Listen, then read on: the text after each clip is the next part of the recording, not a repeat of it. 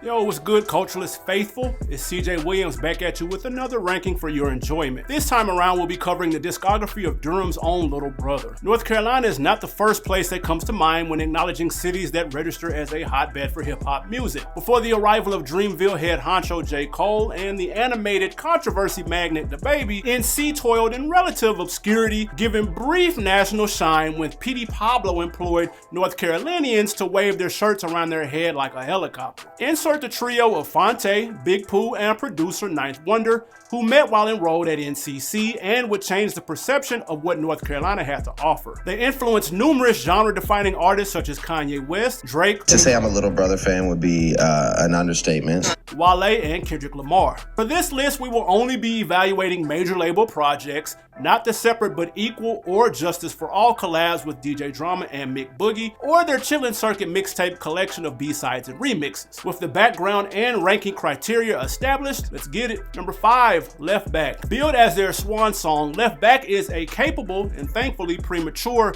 send-off and a worthy addition to the Little Brother catalog. The record kicks off with lead single Curtain Call, a jazzy, crisis-orchestrated number that outlines their motivations for hanging up the mic and serves as a bittersweet retrospective of their career. When they announced their impromptu hiatus in 2008, fans were understandably disappointed as it seemed the thankless nature of the grind, perpetual label mismanagement, and the genre's preoccupation with flaunting wealth and street cred had finally taken a toll on another talented group. The sense of defeat and jaded perspective earned from realizing your lifelong dream is not all it's cracked up to be prevails throughout Left Back, examined through the lens of friendship, family, love, and the culture at large. The album received little promotion and sold poorly, only shipping out 4,600 units in its first week, seemingly confirming the writing on the wall and validating their intentions to bow out gracefully amid diminished returns. Aside from 2 remix tracks, After the Party and Two Step Blues, the album is a lean 11 tracks of vintage LB. The looped, elongated vocals, wail, and DJ cuts on Tigolo for Dolo form the perfect sonic backdrop for Phonte to reel off several blistering verses. Similarly, Go Off, Go On is filled with boastful, high-level trash talk on the potency of their bars and the lengths they're willing to go to dismantle other MCs. Table for Two and What We Are discuss romantic entanglements with the nuance and mature insight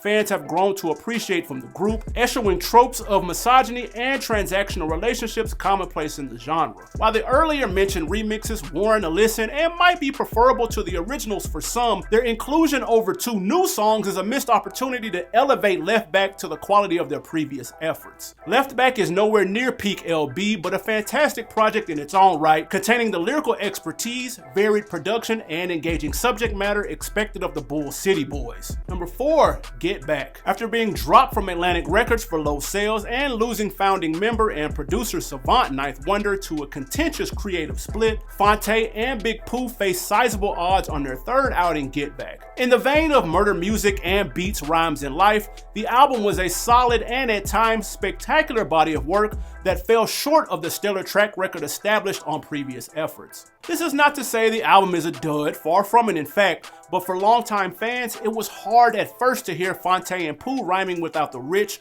stirring sound beds of their former collaborator. The tone and direction of the album was different as well, moodier and more aggressive, saddled with misgivings about their progression through the industry, romantic strife, and the disappointments experienced with the people they relied upon to stay grounded. The Get Back also cemented their identities as individual artists in the wake of a situation that doomed countless groups before them, served as a starting point for Big Pooh's lyrical improvement, earned them props from well-established acts, point in case the odd but enjoyable Lil Wayne appearance on Breaking My Heart, and proved their knack for head-nodding introspection was no fluke. While it's to be expected that the production is not as robust or celebrated this time around, the beats still fit the Little Brother formula of Silver Linings lessons set to thumping instrumentation. Ill Minds, Knots, High Tech, and Crisis do a commendable job of expanding the Little Brother sound without abandoning their trademark sample-based soul incorporating new elements like synths and varied drum sequencing. Extra Hard, pause, is exactly as the title implies, an absolute headbanger produced by D12's Denon Porter. The muted horns and airy female vocals on That Ain't Love provide a somber backdrop for Pastor Tigolo and rapper Big Pooh to vent, addressing their rift with Knife Wonder and the close friends they lost to jealousy and greed. In a rare instance of levity, the lead single, Good Clothes, perfectly illustrates their charm, Joe Schmo appeal, and thoughtful humor that originally endeared listeners to the duo, describing the ratchet antics of acquiring clothes beyond their budget. All in all, Get Back is a wonderful successor to the Menstral Show that solidifies Phonte and Big Pooh as credible artists, propelling them beyond the immense shadow of Ninth Wonder's contributions to the LB sound and identity. If naysayers existed prior to the release of Get Back, they certainly had nothing to yap about once it dropped and proved the LB name still lived on. Despite their temporary disbandment, Phonte and Big Pooh went on to have modest individual careers. Tay Ferdolo with Charity Starts at Home and No News is Good News, and with foreign exchange partner Nicolay. Pooh with his own string of solo projects like Sleepers, Dirty Pretty Things, and most recently in 2022, To Dream in Color. The two were inspired to reunite and record their latest after Phife Dawg's untimely passing. Let us know in the comments which of those solo projects you rock with the most. Number 3, May the Lord Watch. 9 years removed from their last release, May the Lord Watch arrived on August 29th, 2019, to the delight of longtime fans and those who enjoy their music with a healthy side of substance. It can be argued this album deserves a higher spot as the lyrical prowess of both MCs, particularly Pooh, who sounds like he's evolved into his final form, is at its sharpest. The duo sound refreshed and their solo endeavors have clearly kept them prepared for the task of adding to their vaunted discography. Time apart hasn't dulled their chemistry either as they trade bars, provide hype man ad-libs, and build off each other's verses throughout the project. The production, largely viewed as supplementary on their past two releases, has finally risen to the lofty precedent set by former member Ninth Wonder. The organic, layered sonic template suits their wise demeanors and newfound sense of inner peace. A familiar voiceover heralds the return of Menstral Show concept UBN and leads into the somber and pensive opener The Feel. The simple piano loop and drum kick melody prompts Phonte and Pooh to enlighten listeners as to their whereabouts in the near decade since Left Back dropped, their unsung legacy, and the perils associated with growing up in a rough environment. When Tigolo quips straight out the trunk like Ray Caruth, you know LB is officially back in business. Right on time and everything guides listeners through to key moments in their lives as both men wax reflectively on the experiences that made them who they are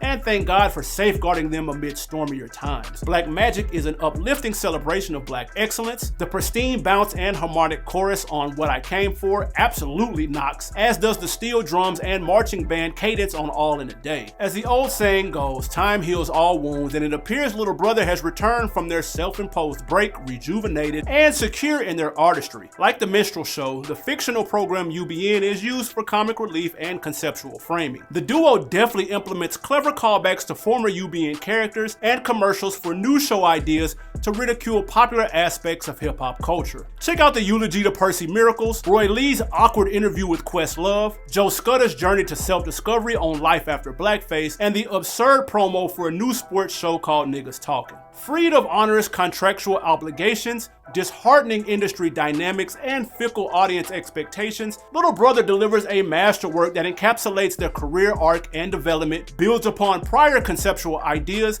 and reaffirms their artistic ideology. It's the attention to detail, anecdotal advice told in a down-to-earth dialect that make the album such an enjoyable listen and embodies what Little Brother is all about. Dope rhymes, dope beats, what more could y'all want? Number 2, The Listening. By the summer of 2002, Little Brother has successfully transitioned from OK Player Board sensations to lauded representatives of a wave of progressive-minded underground artists that value substance over style. In a time where 50 Cent's Get Rich or Die Trying dominated mainstream radio and hood-hardened, crime-centric rhymes were a sure-shot way to get noticed, Little Brother delivered a tour de force debut, honoring their lyrical forefathers and unveiling a creative vision that gripped listeners with meaningful lyrics, seamless MC interplay, soul and funk-infused production, and inventive song concepts that relied on relatable subject matter and astute social commentary rather than a catchy radio single. The Listening was distributed by noted underground label ABB Records, home to Dilated Peoples, Defari, and Joey Chavez,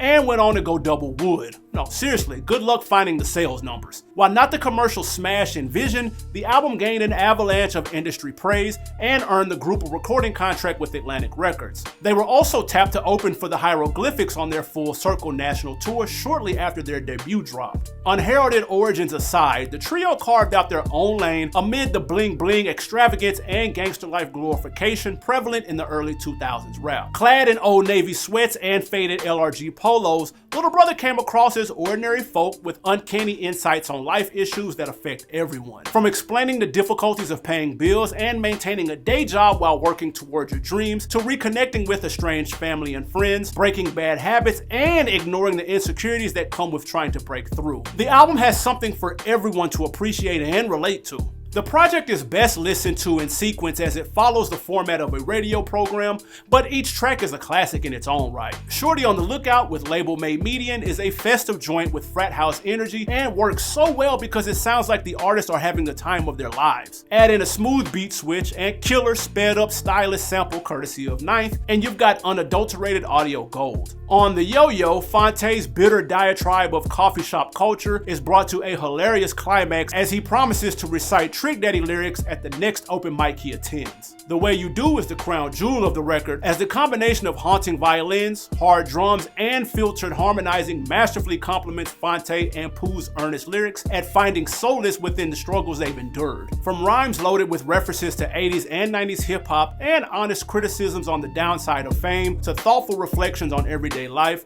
Little Brother chose to ignore conventional trends in the genre and release a flawless body of work representing their authentic artistic identity. Number 1, The Menstral Show. It's rare for an artist or group, whether hyped or unknown, to create a classic on their initial run. To surpass that accomplishment by crafting a superior follow-up is even rarer still. The transition from underground act to seasoned artist is largely unpredictable. The discovery of their sound and identity can take several albums to manifest. Little Brother squashed those doubts and then some on their sophomore effort, The Menstral Show. 2005's Atlantic Records distributed successor to their critically lauded mainstream introduction, The Listening. The record also attracts some controversy when BET refused to air the video for Lovin' It amid rumors executives considered it too intelligent. Unfortunately, these factors did not translate to increased sales, and the album only shipped 18,000 copies on its release date, much to the surprise of industry insiders and fans alike. In many ways, the album is an evolution of their first album. The loose radio show structure of The Listening has been expanded and reshaped into the UBN, a satirical take on a television network dedicated to showcasing the worst parts of the culture. Kind of think Atlanta's BAN episode from season 1. Once again, their love and reverence for the older era of hip-hop is interwoven in their lyrics, ad-libs, and choruses. Songwriting and structure is tighter and more focused, and the benefits of a bigger budget are definitely heard in the production values. Skits and interludes bring back familiar faces such as wannabe producer Roy Lee and toxic singer Percy Miracles, who gets his own hilarious debut with the incomparable Ronald Isley on Creepin'. Their fictional universe is a convincing caricature of black culture,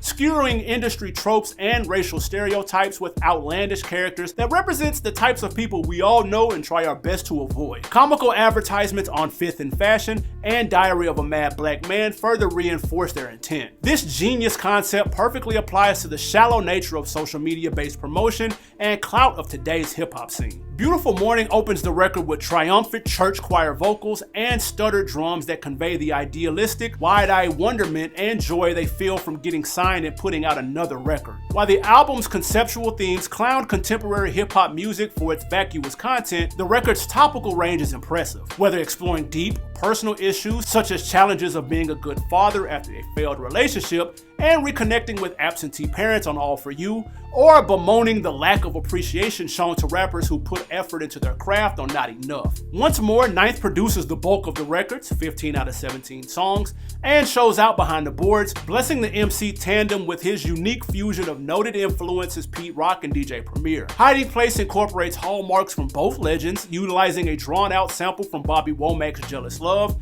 and crisp, hard-hitting drums, not to mention a masterclass in rapping from Fonte and Elsai of Slum Village. The Menstral Show is an undisputed classic and pinnacle slice of life music with undeniable soul. It's music to think and feel to, a flawless collection of tracks that proves going with a familiar formula is not always sufficient to channel the artist's creator's desires and innovate upon the foundation erected by their predecessors. The record's themes of staying grounded, trusting your instincts, and coming to terms with the decisions you've made still resonate with relevancy in today's musical climate. So what did you think of our list? Feel free to show us your order in the comments below. Also, for more Little Brother, check out their new documentary, May the Lord Watch. We haven't peeped it yet, but we heard it's fire. Be on the lookout for our next ranking, and if you haven't already, hit that like and subscribe button. We'll catch you on the next one. It's your man CJ Williams from Culturalist Theory. I'm out.